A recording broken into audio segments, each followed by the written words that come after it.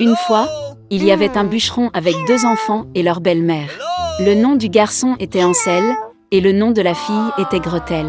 Ils vivaient si mal que parfois, il n'y avait même plus rien à manger. Et puis un soir, il se coucha dans son lit, se demandant comment nourrir davantage les enfants. Sa femme lui a conseillé d'avoir des enfants dans la forêt, d'allumer un feu, de donner un morceau de pain à chacun et de les laisser là. Tous les 4 ne meurent pas de faim. Mais le bûcheron n'était pas d'accord. Et jusque-là, sa femme l'a persuadé qu'il était finalement d'accord. Et les enfants, à cause de la faim, ne pouvaient pas dormir non plus et ont entendu tout ce que leur belle-mère disait à leur père. Et quand les parents se sont endormis, Ansel s'est secrètement précipité hors de la maison. La lune brillait et les pierres blanches brillaient comme des pièces de monnaie. Ansel en a empoché autant qu'il pouvait. Puis il est rentré chez lui et les enfants sont allés se coucher. Le matin, la belle-mère est venue vers les enfants, leur a donné à chacun un morceau de pain, et ils sont tous allés ensemble dans la forêt. Sur le chemin, Ansel a jeté des pierres blanches une à une. Quand ils sont arrivés à la clairière, mon père a commencé à allumer un feu. Il a ordonné aux enfants de s'asseoir près du feu et de s'assurer qu'ils ne s'éteignent pas, pendant qu'eux et leur belle-mère iraient chercher plus de bois de chauffage. Ils s'assirent, fatigués, et s'endormirent. Quand les enfants se sont réveillés, c'était une nuit noire tout autour. Et quand un mois complet s'était levé dans le ciel, Ansel prit sa sœur par la main et partit, cherchant le chemin à travers les cailloux, qui brillaient comme des pièces de monnaie neuve, et leur montra le chemin. Ils ont marché toute la nuit. À l'aube, ils sont venus chez leur père. Un certain temps passa. Et les enfants ont de nouveau entendu comment la belle-mère a commencé une nuit à supplier leur père de se débarrasser des enfants.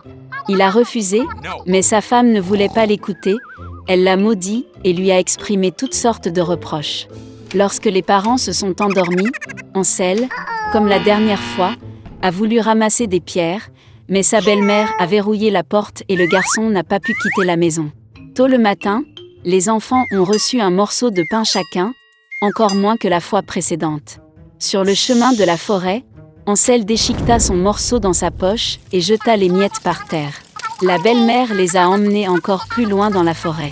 Encore une fois, un grand feu a été allumé et le père a ordonné aux enfants de regarder le feu pendant qu'eux et leur belle-mère coupaient encore du bois. À l'heure du déjeuner, Gretel partagea son morceau de pain avec Ansel. Et ils se sont endormis. Nous nous sommes réveillés lorsque la nuit noire est tombée.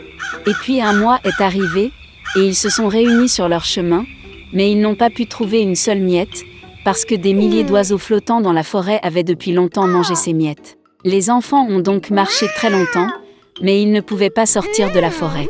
Soudain, la route les a conduits à la cabane.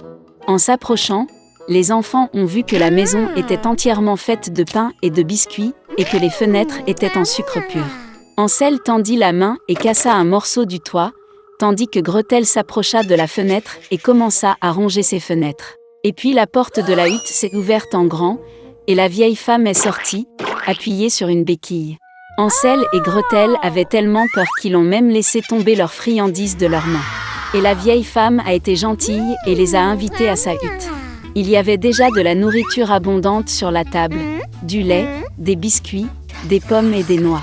Après le dîner, la vieille femme fit 2 lits propres pour les enfants, et Ansel et sa sœur pensèrent qu'il était au paradis.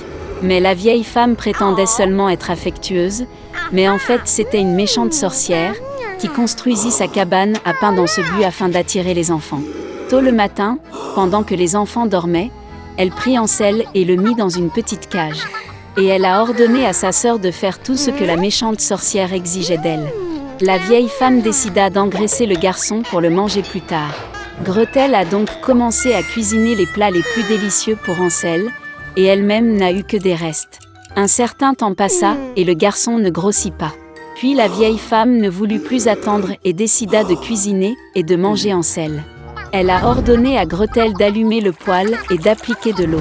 Lorsque le poêle s'est réchauffé, la vieille femme lui a ordonné de monter dans le poêle et de voir s'il faisait assez chaud.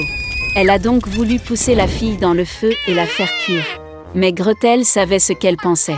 Elle a dit qu'elle ne savait pas comment y entrer et a demandé à la sorcière de se montrer. La vieille femme s'est fâchée et est montée dans le four. Puis Gretel la poussa et fit claquer le volet derrière la sorcière. Waouh! Comme la vieille femme hurlait alors. Gretel, quant à lui, se précipita vers Hansel et ouvrit la cage. Après avoir libéré leur frère, ils sont allés dans la chambre de la sorcière, dans laquelle il y avait des boîtes de perles et de pierres précieuses dans tous les coins, en ont rempli leurs poches et sont rentrés chez eux. Pendant plusieurs jours, les enfants cherchaient le chemin du retour. La forêt leur parut de plus en plus familière, et enfin ils virent au loin la maison de leur père. Comme il était heureux de voir ses enfants vivants, Hansel et Gretel versèrent sur le sol toutes les perles et pierres précieuses qu'il avait prises à la sorcière. Il n'y avait pas besoin de penser à la nourriture. Et ils ont commencé à vivre et à se réjouir. Et le père a chassé la méchante belle-mère de la maison. Il était une fois une fille. Et elle avait des cheveux si beaux et si longs que tous ceux qui la voyaient ne pouvaient pas quitter les yeux. Les brins étaient si légers, juste dorés. Par conséquent, ils l'ont appelée Boucle d'Or. Pour toute sa beauté, c'était une petite fille très coquine. Maman lui a toujours permis de marcher dans la cour, mais lui a ordonné de ne pas aller dans les bois derrière leur maison. Boucle d'Or était très intéressée de savoir ce qu'il y avait dans cette forêt. Et ainsi, alors que la mère n'a pas vu, elle a en quelque sorte quitté la maison dans la forêt. La fille a longtemps marché dans la forêt. Soit il trouve une baie, puis regarde une belle fleur, puis écoute le chant des oiseaux. Alors elle s'est perdue dans la forêt. Et soudain, elle a vu une maison inhabituelle dans une clairière. Boucle d'Or s'approcha de lui doucement. « Je me suis promenée, mais je n'ai vu personne. » Elle a frappé à la porte, mais personne n'a répondu. Puis, elle frappa plus fort et la porte s'ouvrit.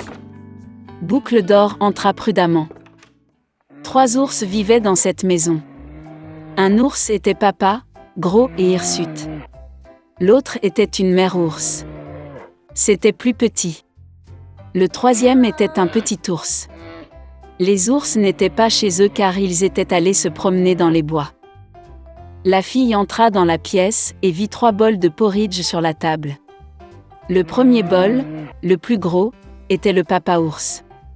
Le 2e bol, le plus petit, était la mère ours, et le 3e, le plus petit, était l'ourson. Près de chaque bol, posait une cuillère, grande, moyenne et petite. Boucle d'Or avait tellement faim qu'elle a d'abord voulu manger dans un grand bol. Elle prit la plus grande cuillère, prit le porridge, le goûta, mais le porridge était trop chaud. Puis elle prit une cuillère moyenne, ramassa le porridge, le goûta, mais le porridge était trop froid. Enfin, elle prit une petite cuillère et goûta le porridge du petit bol. Cette bouillie n'était ni chaude ni froide, juste comme il faut. Et Boucle d'Or a mangé toute la bouillie du petit bol. Après avoir mangé, la fille a voulu s'asseoir et a vu 3 chaises près du poêle. Une grande, une autre plus petite et la 3e, très petite, avec un petit oreiller rouge. D'abord, elle a essayé de monter dans la plus grande chaise, mais n'a pas pu. Ensuite, la fille a essayé de s'asseoir sur la chaise du milieu, mais c'était très dur et inconfortable. Finalement, elle s'assit sur la plus petite chaise, et c'était parfait pour elle. Boucle d'Or a tellement aimé la chaise qu'elle a commencé à se balancer dessus. La chaise a craqué, s'est cassée et elle est tombée au sol. La fille s'est levée et est allée dans une autre pièce. Il y avait 3 lits, grands, moyens et petits. Tout d'abord, Boucle d'Or est montée sur le premier lit, mais il était trop haut et trop dur. Je me suis allongée sur celui du milieu, il était trop spacieux et mou. La fille s'allongea sur le 3e plus petit lit. Elle était juste pour elle. Boucle d'Or se sentait si confortable et douillette qu'elle s'est rapidement endormie. La fille dormait profondément lorsque la famille des ours est revenue à la maison. Les ours ont eu très faim et sont immédiatement allés à table. En voyant son bol, Papa ours s'est vraiment mis en colère. Quelqu'un mangeait mon porridge. Il grogna. La mère ours regarda aussi dans son bol et grogna moins fort. Quelqu'un mangeait aussi dans mon bol. Et l'ourson, voyant son bol vide, a pleuré bruyamment. Quelqu'un a pas simplement mangé de mon bol, il a mangé toute ma bouillie. Les ours ont senti que quelque chose n'allait pas, ont quitté la table et ont commencé à regarder autour d'eux.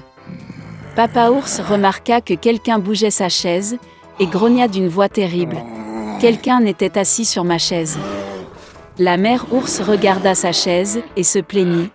Quelqu'un était assis sur ma chaise et l'a déplacée de sa place. Et puis, l'ours a regardé sa chaise cassée et a encore pleuré fort. Quelqu'un ne s'est pas simplement assis sur ma chaise, mais l'a cassée. Les 3 ours entrèrent prudemment dans la chambre. Quelqu'un était allongé sur mon lit et l'a froissé. Papa ours rugit d'une voix terrible. Et quelqu'un était allongé sur mon lit et l'a froissé, grogna la mère ours. L'ours en peluche a regardé son lit et a pleuré à nouveau. Quelqu'un était allongé sur mon lit aussi. Et puis il a vu la fille et a crié d'une voix mince, et dort encore en elle. Papa et maman ours sont allés au lit et ont vu qu'une petite fille dormait là. Boucle d'or s'est réveillée du cri d'un ourson et a eu très peur, il y avait 3 ours devant elle. Elle a immédiatement sauté hors de la maison et a couru partout où ses yeux regardaient, sans se retourner. La fille a couru pendant un long moment, était très fatiguée, puis elle a vu sa mère, qui cherchait sa fille disparue dans la forêt. Depuis, Boucle d'or a toujours écouté sa mère et n'a rien fait sans sa permission. Elle est devenue une fille très obéissante, gentille et gentille.